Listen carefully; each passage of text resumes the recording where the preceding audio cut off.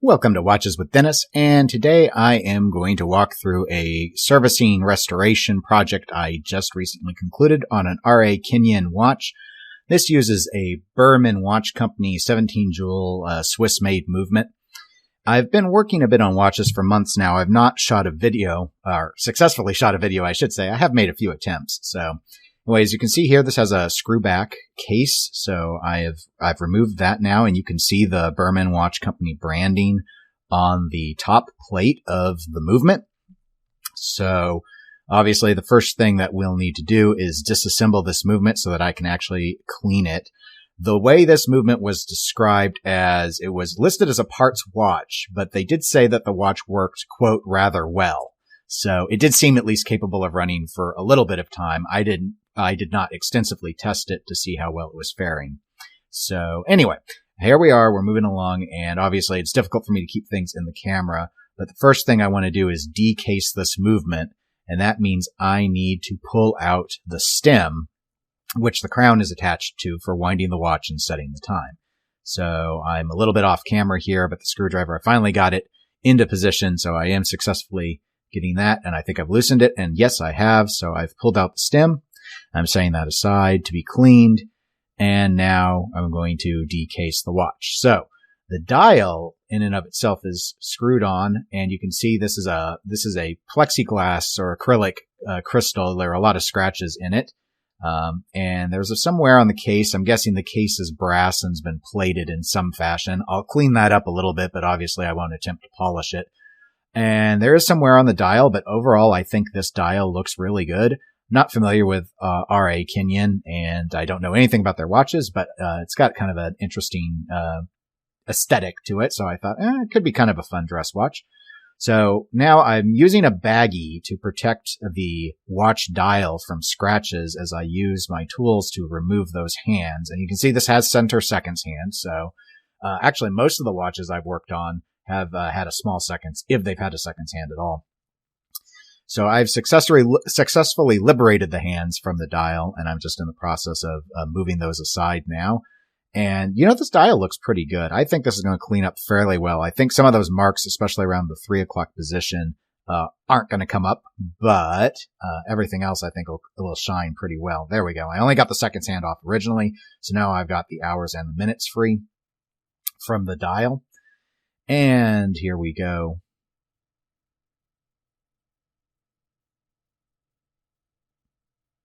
Okay, so now I've removed a ring that's used to position the movement in the case.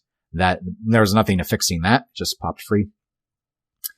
And now I'm looking for and I'm finding the screws to remove the dial. The dial is held in position by 2 screws. So you can see I've got one there on the on my little cushion, and I'm busy unscrewing the other one at this time, and I've got it out now. So now, with those 2 screws removed, the dial should just pop free. There we go. So, off to the side it goes. We got a couple components here to remove that relate to the hands. So those just slide right off. You saw the little spring ring had popped free. I'm not quite sure what that one's called. So I flipped the watch back over. So now we're looking at the back of it, essentially. And this is where we'll spend most of our time. So the first thing I need to do is get this top plate free so I can start getting to the gear train and removing more components. So there are just a few screws in place. You can see, as I noted, this is a 17-jewel movement. Most of these jewels, I think everything except the palette are colored red, ruby jewels. I think the palette went with clear jewels. But we're not actually going to end up using, spoiler alert, the same palette as what's currently in the watch. So anyway, again, my gloved hands are in the way, but we're making progress on the screws. Get another one out of there. I do have a movement holder, and I will be using that later on. I don't have a great movement holder. I think I need about a pretty cheap one, and I have a lot of difficulty using it. It doesn't seem to want to hold the movements very well. And it also slides around a lot. Maybe that's inevitable or more of my inexperience in play. But so a lot of times I actually prefer working on the cushion just because I feel like the movement doesn't move around as much. But it just depends on what exactly I'm doing. So top plate is now off, and you can see the center wheel is now exposed. as is, well, it's probably the third wheel. But anyway, we've got, so one of them's out. I think that's the center. I get mixed up on the order exactly, depending on how it's stacked. So these two actually were contained by that top plate, and the rest of them need to have another bridge removed. But before doing that, I'm actually going to go ahead and remove the balance. So the balance is what interplays with the pallet to actually make it move back and forth and give us our constant ticking. So again, I've suspected this balance is okay, given I've seen partial running, but another spoiler alert, that balance is not going to end up back in this watch. But right now I think it is, because I didn't see anything wrong with it. A lot of times when I've worked on watches, the balance staff has been broken, especially if it's been dropped. This has some shock protection involved though, so that did not seem to be the case here, and I'm not quite sure what's up with that balance, but I'll talk a little bit more about it as we move along in the video. So, as you can see, more screws have to come out. And this time I'm trying to get access to this other plate so we can continue to disassemble the gear train. And we got one out, and there's another screw on the opposite side that needs to come out as well. Now, you can see I've already got the ratchet and the crown wheel exposed as well, and I'm not taking them yet, but those are going to have to come off also. So there we go. There's the bridge out of the way. And so this, you see, this is where I wasn't sure that this wheel, not that one, that's the escape wheel. The escape wheel is the one with the fun teeth, and it's the one that interacts with the pallet fork, which then in turn interacts with the balance. So the wheel in the center right now is actually held in place by a Kenyon pinion on the opposite side, so it can't come out yet. What I'm actually removing at this point is the click. So the click interacts with a click spring, and the click is what prevents the watch from unwinding. So when you actually interplay with the stem, twisting the crown, that is what allows that ratchet wheel to only move one direction, and then the spring allows it to go that way, and then it prevents it from backfeeding, and otherwise you'd lose all your power out of the watch, and it wouldn't be able to tell any time if it didn't have any power.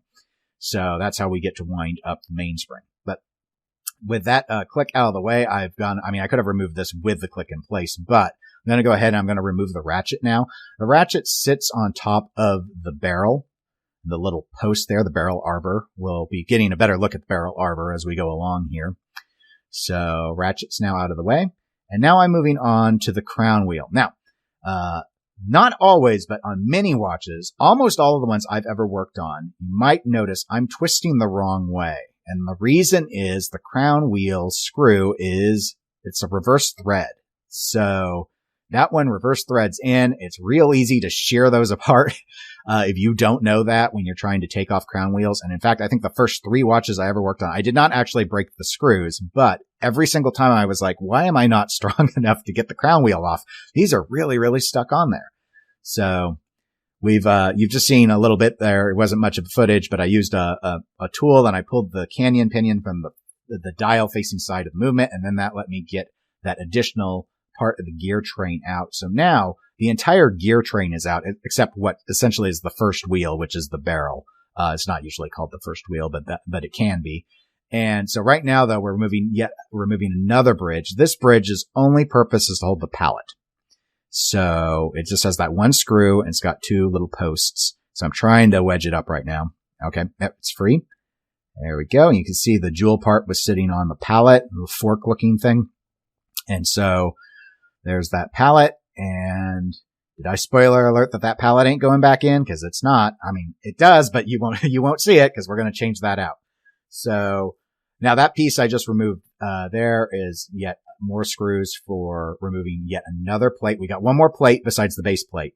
Our bridge, we could say. This bridge is what holds the barrel into position. So it also keeps the keyless works from falling out. So I'm trying to get those screws free. And we've got another one I've repositioned. I think it's got 3 screws, plus there's a screw that actually passes through it that doesn't pull out from the top of this bridge. That is what lets you lock the stem in so it doesn't come out of the watch. So, okay, so that bridge is now off. There's that little screw that I was referring to that controls the stem. That's what fell out off to the side. If you caught that there, that's just another bridge screw. So now you can see on the base plate, we've got the barrel. That's that big ring. And then there, what I'm pulling out with the tweezers right now, that's the keyless works. That's what lets us wind the watch and set the watch depending on the position. That piece beneath there, I'm not going to actually remove it. That's the yoke. The screw sticking up is the one that is the stem. So it isn't actually the one that fell out. It was just that bridge screw that fell. So then there's the barrel. Okay. So now we need to open the barrel up, and I have now done so. And you can see in here, this is the mainspring. And in the center of that mainspring, if the camera will ever focus, is the barrel arbor. So that is what allows you to wind. But now I'm unwinding it. So I've pulled the spring out. It's a pretty traditional style that does look stainless. So it's better than blued steel for corrosion resistance, which is good. But anyway, all of it needs to be cleaned now. So I've got a couple of these little baskets that I picked up, I think, off of eBay, and I'm dumping all the little parts into them. There's not a lot of rhyme or reason to the way I sort them other than, like, I try and make sure just certain screw types are together. Thankfully, almost all the bridge screws on this movement are the same length, same diameter. So they're interchangeable, which is good. But anyway, so gear train and that, there's the ratchet wheel. Up there's a part of the barrel. You can just see, and now I'm screwing them back together. So this is so I don't lose the stuff. And there are a lot of different ideas I've seen online about how do you clean, especially if you're not a professional. And I'm not, obviously, I'm a hobbyist. So I use an ultrasonic cleaner, and I do a 3-phase system. So you can see I'm putting all the bigger stuff in the basket now. And the way I like to do it is I put distilled water. Well, sometimes I'll use tap water, but water, vinegar, and there's a little dash of dish soap like Dawn in that. That's the first cycle, and I run that for like 8 or 10 minutes or so, whatever my longest period is on that ultrasonic cleaner. After that's done, I remove the items, and I do it again with just distilled water, and then, not in the ultrasonic cleaner, I soak them in lighter fluid, basically. Was it naphtha? So now what I'm doing is I'm having to put that mainspring back in the barrel. And you see I'm manually winding it. I do have winders. I bought some of the inexpensive Chinese winders. They never work for me. I can never get, the hooks are so small, I can never get them to attach to the spring. You can wind manually like I am. It's very difficult. And you can see my gloves are really shiny. That's because they're covered in grease, because I greased the spring first to protect it from corrosion. And so this is actually attempt number 7 or 8. But this is the successful attempt, which is why you get to watch it. Obviously accelerated because it takes some time. I'm just slowly going around and around and around. The hardest part is getting started. And then, of course, every time you twist, though, you need to make sure that you can get it back in. And, of course, it's trying to slip out of my gloves because they're completely slimed with grease. But I have been successful. I've actually done this a number of times. And on movements over 30 millimeters or watches over 30 millimeters in diameter, I usually can pull it off. So here I'm using my tweezers to position the barrel arbor. Again, that's the piece that's going to let the watch actually wind to the spring. This main spring is the source of all power to drive everything that the watch does, which in this case is just hours, minutes, seconds. So there's a little cap part. I'm trying to get it in position, so it should just snap right back on and keep us from having the fear that I have right now, which is that spring is going to pop out and get me in the eye. It's not wound right now, so it doesn't have a lot of energy, but it still will pop out with a degree of force because it is under some element of tension when it is in the barrel. Now you're probably like, whoa, what's going on here? Why is there another watch dial on this camera? Well, here's the thing. So I actually went through the process of putting that entire movement back together, and I got it running. Just trust me, I got it running. Problem was, when I was in the process of lubricating some final portions of the watch, there are a couple of cap jewels that the movement has, and so I was removing the cap jewels. One of the springs on the base plate, it snapped when I tried to open it. Actually, both arms of it snapped. So I don't know if it had been under strain or something had happened to it beforehand. Cause that didn't happen when I lubricated the balance, capstones on the top. So the problem was without that spring, it can't hold the jewel into place, the cap jewel. And without that, the movement all of a sudden, when it was dial up, was super sluggish. And, I mean, the broken off spring to hold the cap jewel was still there in the bottom. I couldn't remove it. I looked online. How do you change those out? There is a way. It looks like something professional watchmakers do, not hobbyists like me. So it was beyond my skill. So what I did was I went back on eBay and I searched for another Bergeron 17 jewel watch movement. And someone had this watch that you now see that I'm taking apart that seems to be running fairly well. Again, it was listed as a sort of, operational watch. But you see some of the things look different. Part of the gear train is gold color rather than silver. You can see the little prong ends. I'm sure there's a proper term for that on the balance, which the other one, from the original watch was smooth. But this appeared to be the exact same layout, the exact same dimensions, the exact same size for all of the pieces. And again, in my world of spoilers, I was right. It is identical. You can swap them. At least everything I swapped was swappable. So what am I doing? I'm disassembling this watch because I need the base plate, which is the very bottom piece. So here we are all over again. I've accelerated the playback on this so you don't have to suffer through the same breakdown like we did originally. But it's the only thing I could figure out because I don't know if I have in my spare parts anything. Obviously with this movement, I'm sure I have springs for holding, cap jewels of the right size, but I have no idea how to install them. I saw someone and they were taking peg wood and they had a special drill that could file it down to some microns that could be used as a rudimentary screwdriver to remove them or so. I don't know. I stopped playing it after that point and said, no, Dennis, this is too much. You are too old to begin the training for that. So, we're going to do what I would normally do with a broken part, which is we'll just get a donor movement and, we'll use those parts. And in fact, it was pretty good that I ended up doing that because there were some other issues that cropped up along the way. Might not have ultimately stopped me from getting the watch working, but thankfully having this donor movement meant I didn't have to stress about trying to get or reshape a piece that might otherwise be damaged. So this is the donor movement and we're almost done with it.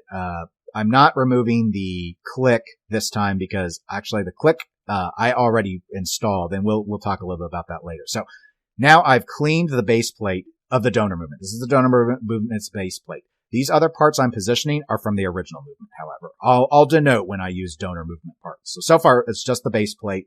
I've already lubricated that capstone, so I know that didn't fail me.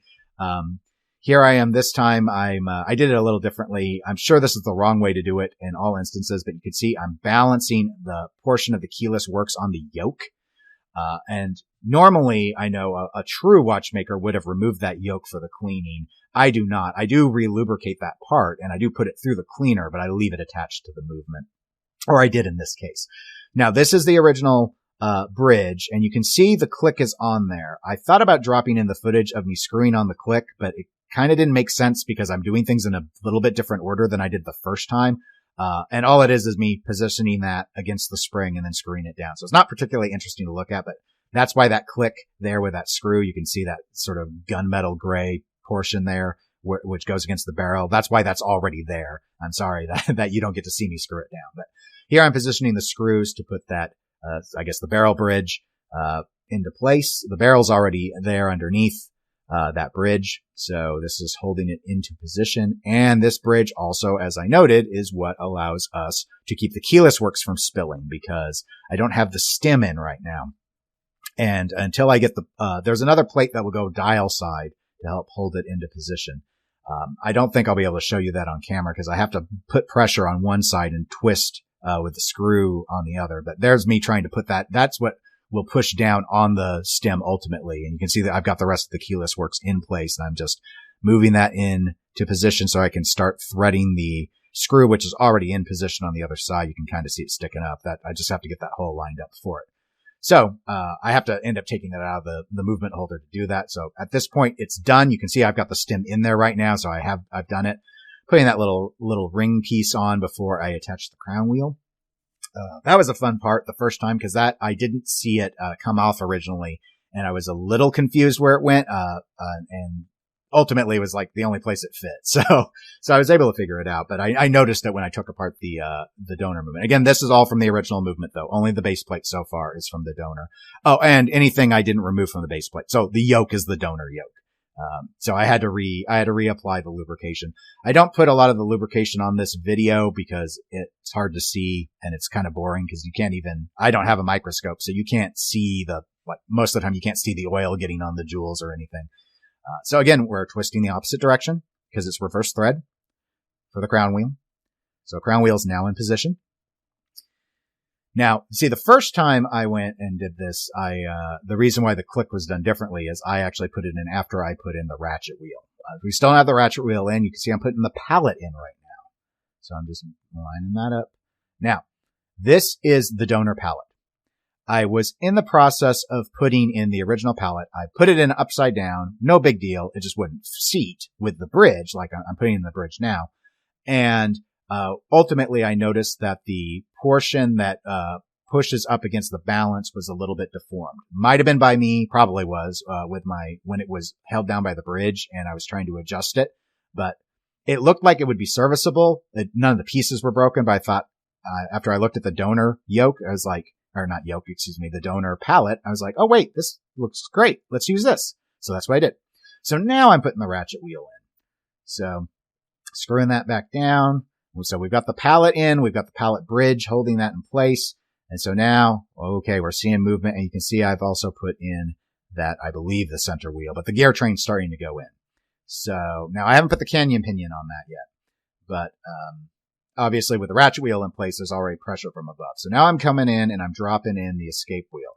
And I'll say, that escape wheel, ultimately, that was a ton of footage you don't have to look at, because I probably had to try and position one of the plates, like 12 times to get that right. But right now we're putting in another bridge. This one's not too bad to do because it's really just holding down a one or two pieces. So, again, kind of covering that center wheel of the gear train there. You can see the escape wheel. It's not yet contained. It's got a separate jeweled position that we're going to deal with in a little bit. But I'm going to go ahead and get this bridge screwed down so that I don't have to worry about anything else coming loose from beneath. Okay, so now we've got more of the gear train, the rest of the gear train, in fact, to go ahead and put in position because it rests on top of that bridge. So we got two more wheels that are going in, and one's already in, and I'm just trying to line up this other one. It's got a long stem. So there we go. They should all interplay with each other. And we got that in position. You can kind of see where the escape wheel is. I'm kind of testing it here with the crown and the stem. And I think I've got everything where I want it. So now it's time to put that main plate on, our top plate or the top bridge or whatever we want to call it. And so there are 3 posts to line up. The gear train wheels that aren't the escape wheel, those are actually really easy because they can't move around very much. But that escape wheel can tilt off axis real easy. So it took me forever to get it in position. But here we are, and I'm in the process of screwing down that plate because I believe everything is finally good to go, and we'll be able to go forward with testing. Normally, and I don't have it on footage, but once I have this sort of partially down, I take a piece of pegwood and I test to see if the pallet fork, when I give it a bit of a wind, is actually getting power from the escape wheel. The escape wheel is not spinning and making that tick and talk, then I know something's wrong, and that's what was repeatedly wrong. So now here's the Kenyon pinion that goes on that post through the gear train that feeds through. This is dial side. And now we're back at looking at the back side of the watch again. And that's not the right balance, is it? No, it's not the smooth one from the original movement. This is the other and final piece I used from the donor. I did get the balance from the original movement successfully working. It was still sluggish. I don't know if I had the capture jewel crooked on the top of the balance from when I oiled it. It looked fine to me. It would tick better upside down, or dial side up, I should say, than in this position. But this balance, I remember, seemed to work fine. So I oiled it, and you can see it wants to run. And actually, it seems to want to run fast. So, which is good, because the other one was like, I mean, you could really see it sort of tick, tock, tick, tock. I mean, it was way too slow. I didn't even bother putting it on the time grapher. I knew it wasn't right. Again, this is an unregulated movement and it's a vintage watch. I expect it to be significantly off. I'm not going to expect to get a good rate of a regulation or adjustment even out of it. Now that's flying though. Wow. Okay, so that looks like the piece looks like it's working good. So here we are. We've got on the time grapher. Plus 851 seconds a day. What is that going to be, like 8 minutes a day or so? I don't know. So my first suspicion is maybe it's magnetized. I did test it against a compass, barely moved. So I don't really think this is going to help much, but I went ahead and gave it a couple passes. Nope. Doesn't look like it's improved. So the next thing is, all right, we just need to really adjust this downward. So, and again, different positions, unregulated watch, vintage. It's going to probably be off by minutes a day, but we're making a lot of progress here. So I'm moving it further and further over. I'm not going to go to the trouble of trying to shorten up or further adjust the balance spring. So I'm only going to take this as far as this will allow me because I don't want to damage the movement. It's clearly working. So we'll just have to accept it. So you saw, like, I actually got it to, at one point, 256 is where I stopped seconds a day. So that's about 4 minutes a day gain, which, not something I would normally look for. Obviously in a modern watch, I would be pretty upset. But even something along the lines of a Vostok might say a minute a day on modern watches. So here I am cleaning the dial, and all I did was use water on a Q-tip and then dry it. Nothing aggressive. We do have a lot of micro scratches in this acrylic. I could just replace the acrylic crystal, but given there's damage on the dial and there's wear on the case and it's a vintage piece, I figured I'm just going to go ahead and buff this out. I'll leave some of the deeper scratches, but I want to make this just look a lot better, a lot more attractive, but also still look vintage. And I think the best way to do that is allow there to be a couple of scratches in it. And I think it'll go well with the fact that the dial's not going to be perfect and the case isn't going to be perfect, just to give it kind of that vintage vibe. Which is sort of what I think we should go ahead and go for within my skill set and within what this, what this style of watch will allow us. So I'm using Polywatch, which is a great method for cleaning up acrylics. You can do that on modern acrylic, watches if you have them. So I'm just buffing in circles over and over and over. I usually go for about 2 minutes and then I do another coat if I want to. And obviously this is my third coat at this point of Polywatch, and I just keep going at it, and I'm checking it from time to time, wiping away with a microcloth on a clean spot to make sure that I'm making some progress. Apparently I'm buffing my green pad a little bit there too. So here we go. And I think this was the last go I went with this. I used some Novus 1. That's something I use in pinball. That's just a cleaner. It's not a buffer. And it looked like it turned out a lot better. So here we are, dial side up of the movement. Just need to put in those last couple of pieces, and then we can actually seat the dial back on this movement. You can see the balance through the back is flying away there, so it's really ticking. I'm really happy with how that moved so much better than that first balance. I saved the first balance and just wrote on my little baggie of parts, sluggish. Seems sluggish.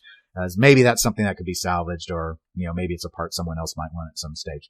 So I've got the dial in position, and remember there were those 2 screws that are in the sides of the case that actually hold that in once it's snapped down. So I'm just in the process of getting this dial totally locked in so it won't come loose, because it wouldn't really take much to jar it free if there really nothing. If these screws aren't in position, it's not much of a snap that really happens when you can tell when you've got it lined up on the movement, but it's not like Tupperware. It's not going to stay. It needs these screws. So here I am, not getting the screwdriver. There we go. Got it finally closing in down on the dial. So get that in. And then what we're going to have to do is recase this watch, which means ultimately that the stem has to come back out, because there are some watches where you can recase them with the stem. Some of the vintage watches are like that. This is not one of them though. And probably because this was advertised as being a waterproof watch, though I sure wouldn't trust that at this point. I didn't even see a gasket in the case. But you see, I think that cleaned up fairly well. There's still that wear around the 3 o'clock, what can be done? Oh, that's right. Before I recase it, I got to put hands on it or else we'll never be able to tell time. All right. So first thing is hour hand. I just make sure that's moving clear. It's fine. So now I have to be a little more careful because I want to line up the minute hand. I've actually put the hour hand over at the 1 o'clock. This is not a date watch, so it doesn't really matter. It's just, I want the hour hand centered for when I center the minute hand. So I did that. And now the second hand doesn't really matter at all. This watch does not feature hacking, I've found out, because I have that stem pulled out into, there are only 2 positions on this watch. Position 0 is winding and position 1 is time setting. And there we go. This is 18,000, vibrations per hour, or 2.5 hertz, I believe. So not a very fast movement, but again, it's a vintage movement, and they were the slower designs were favored back then. So that also compromises accuracy as well from when you move from position to position. So I used my air blower here to just get some any loose dust that was on the dial or on the underside of the acrylic out of the place. I put the movement in. I've got the ring back in. I've got it all lined up. A brief moment where you actually do see me doing some lubrication. I'm lubricating the stem so that because this is going to be the final install for it. And I already lubricated the keyless works, but this is just it's a high wear section, so you can see it going in there. And as I get it it's got a shape to it, so it'll snap in ultimately when you have it in the right position. Just twist those a little bit if you're trying to get them in, and there we go. It slid all the way in at that point. So then I just need to tighten it back down, which is what I'm doing. And there's a little plate with a little lever on the other side, and that's what locks that in. And so now the stainless steel case back gets to go back on. And oh, look, it even said magnetic. So it really shouldn't have had to be demagnetized. So I love those little balls to tighten and remove case backs. They're great. So that's what I use for that. And then the watch did not come with a strap. So I ordered, I believe, just a simple black leather strap. I believe this is an 18 millimeter lug width. So pretty common lug width even today. Well, that's it. So thanks for watching. If you enjoyed the video, please subscribe. And if you want to be notified for more videos, or give this one a like if you enjoyed this style. And I'll talk to you guys next time. Take care, everybody.